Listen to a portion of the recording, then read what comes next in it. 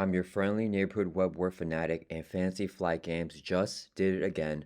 They just dropped two new Jessica Jones cards on their social medias, on Instagram and Facebook, and we'll be covering them right now. If you guys appreciate my consistent Marvel Champions coverage, please consider subscribing and liking the video. It really helps the channel out, but let's get into it right here. So we now know every single card in Jessica Jones' kit, which is crazy. I don't know what else they're gonna do for other reviews, because these are the last two cards in her kit, and I will have a pinned comment in this video showing every single card in her kit right here, because we know all the other ones from her preview article.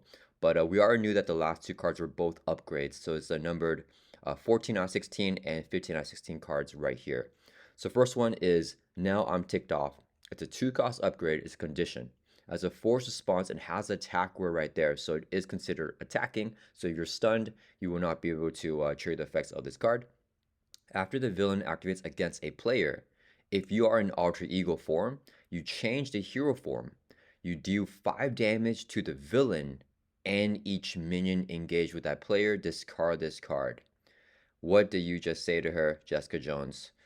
Okay, so a lot of people were telling me that, Jessica Jones, she is S tier, she's super powerful, but the one thing that she lacks in her kit is minion control.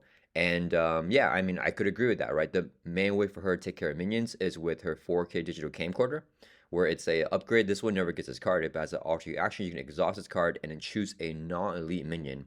And you can remove evidence counters from your Alias Investigations, where X is equal to 2 less than the minion's remaining hit points to discard the minion. So yeah, that's her way to take care of minions, but it's only once per round, because you have to exhaust this card.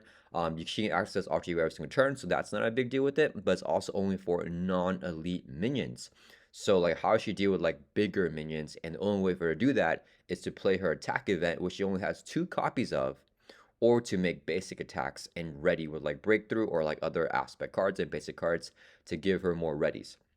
So basically, other than that, there was no real way for her to take out minions, especially if a bunch of them swarm her. Well, now we got that card here with the Now I'm Ticked Off. So what's crazy about this is that 5 damage AoE area effect to everybody that's engaged with a player. Why? That's so much. That's crazy, crazy damage. So if you're engaged with, let's say, 3 minions, and you're able to trigger the condition for this card, you do 5 damage to the villain and 5 damage to each one of those 3 minions. So that's 20 total damage for 2-cost upgrade. So multiplayer is where I think the card is going to shine even more. Okay, guys, I gotta grab Sesame. Oh, Sesame, shaking the laptop. You want to say hi? Say hi? Oh, okay, she doesn't want to say hi. Okay, so yeah, so I think this card is way better in multiplayer, because if you're doing this in multiplayer, it can be when the villain activates against a player. So if your other friend is let's say that they're in hero form, as long as the villain activates against them, even if they attack them, you can still trigger their Now I'm Ticked Off. So let's say if, for example, if the villain attacks your friend, you can activate this card right here. You change the hero form, and then you do 5 damage to the villain and each minute engaged with that player. So it has to be the player that the villain is activating against. That is that's the player that you have to choose to do all the damage to. Another cool thing about this card in True Soul is that in a lot of scenarios it might have that type of scheming threat threshold on their main schemes, where basically if they scheme once, you're okay. But then if you get an advance for your encounter card and they scheme again, then it's not good. So there are a lot of villains that have an activation card where it says for example, the villain activates against you, like Magneto's Master of Magnetism. If you get that card in hero form, they attack you. If you get that card in alter ego, then they will scheme against you. So if you're using the Now I'm Ticked Off here, and then for their first activation where they scheme against you because you're in alter ego during the activation phase, you flip up to hero form. You need to do 5 damage to the villain and each being engaged with you. Then if during the encounter phase they do your encounter card, which is just their regular activation card, it's better because now you're in hero form, so they don't scheme again and they'll actually just attack you. However, if you do pull an advance, they will scheme again, and that'll be their second scheme in 1 round. Now, normally I would say that this type of restriction right here of it being able to proc only after the villain activates against a player, that's a little bit restrictive. But I would normally say that it's balanced out by the fact that this card is an upgrade that you can play and have on the table for whenever you get minions. However, this is a forced response right here, so you have to trigger if it's on the table.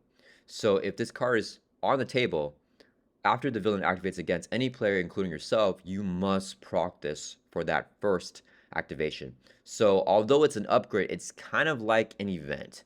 So I think that that kind of helps the card balance a little bit more in terms of like, it is an upgrade, but the moment that you play it, you're probably going to be using it the turn that you play it, and you must discard a card right afterwards, right? So it's kind of a pretty restrictive card. Still a good card. I think that there's going to be use for the card, especially for Jessica Jones, who needs some minion control. But yeah, pretty restrictive here. The fact that it's a forced response and that there's a very specific timing window and timing conditioning to trigger this. So yeah, it's a very interesting card here.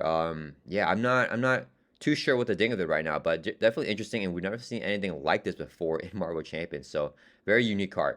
And the other card here, it's a another upgrade. It's a one-cost upgrade. It's called Reluctant Flier. And, that is Jessica Jones. She doesn't always want to jump up. It's the aerial trait, and it's a prep card. So a lot of people were expecting her to gain aerial in some type of way. I'm not sure this will be a way for her to access that, but it is an aerial traded card. As a Hero Interrupt defense, when you would take at least 3 damage from an attack, you can discard this card, prevent all the attack's damage, and then take 1 damage. Okay, so she says, I think I'm gonna puke, Jessica Jones. Yeah, so she's just jumping really high out of the way, and yeah, she doesn't actually gain the aerial trait. So in her kit here, she actually has no way to gain aerial, but this is her one like aerial traded card. So this one is not a force interrupt like the Now I'm Ticked Off. So you can just play this and just have this on the table for like a bad situation. And yeah, it's a pretty interesting type of effect here. So it's when you would take at least 3 damage from an attack. So pretty restrictive, similar to like the Now I'm Ticked Off, right? So if you're taking non-attack damage, even if it's like 5 damage, you cannot trigger this card. It must be from an attack only. And also, if you're if like a minion hits you for like 2, or like if the villain attacks you and like they only do 2 damage to you, you also cannot proc this. It has to be at least 3 damage, and it must be attack damage. So whenever that happens, you can discard this card as a Hero Interrupt, and it does have the defense right there, so it does count as you defending. Then you can prevent all the attack's damage, and you take 1 damage instead. So you prevent all the attack damage. Okay, that's pretty interesting. Yeah, if you run this for like with like a protection build, you might be able to recur this with practice plan. So after you trigger a prep card, you can add the prep back to your hand and play right back down the next turn again to basically prevent all the damage from an attack. And you combine this with Jessica Jones' leather jacket, where she gets +2 defense. She can go up to 3 defense. After you defend, you place an evidence counter on Alias Investigations, which includes just triggering this card without exhausting to defend, because this has a defense word. So yeah, I mean, she really honestly has a pretty nice protection build here. Like just with the Reluctant Flier and the leather jacket, she goes up to a 3 defense hero. Each time you defend, you get to add an evidence counter to build your win condition here. And then you basically have like, not really as good as backflip, but like a pseudo backflip kind of, right? Because if you're taking a lot of damage, you can just proc this, on demand, and you don't take any of the damage instead, but then you'll take 1, but it's not going to be attack damage. You're blocking all the attacks damage. So you can trigger some perfect defense stuff like Unflappable and stuff like that. So yeah, cool that they built in more of a this protection line for her here. I think she's going to be super fun actually in protection, just defending a lot. But of course, I think Just is going to be a great build for her as well. But yeah, these are the 2 cards here, guys. Pretty interesting. They both have very like specific timing windows, where like this one you must let the villain activate against a player. Then you get to change the hero form, and then you can trigger that. For this one here, it's only when you would take at least 3 damage specifically from an attack. So it has to be attack damage. You can discard it and prevent all the damage, but you still must take the damage anyway. So yeah, both these cards here must discard to get the use, while her other upgrades can just basically stay in play forever. I guess Stakeout also doesn't stay in play forever. Whenever you thwart off and defeat the size can disattach to, it's gonna leave play. But yeah, all right, guys, this rounds out Jessica Jones' kit entirely here. So we have like 2 type of like defense oriented cards. We have another damage oriented card in addition to the big mistake here. So it's nice to see that she has another way to do damage. However, it's almost like a one of type of like event because of that force response that's tied to the upgrade here. So I think that for her, consistency is still going to primarily be through breakthrough and like getting a bunch of readies here, because this goes back to deck after you play it, and then you want to like ready her up a lot to like be able to thwart or attack for more, because each time she uses the basic power you get an evidence counter on your Alias Investigations, and when you get enough here you can just win the game. So yeah, I think that it's still going to be a primarily ready build with her. That's going to be the way to go. But yeah, so early after we got the preview article, like just last week, like a few days ago, we now already know every single card in her kit, all 16 cards. And yeah, that's Jessica Jones here, guys. Let me know down in comments, what do you think of her kit now that we've seen everything? What do you think about these two new cards? I hope you guys all like this video. I'll see you guys all in the next one.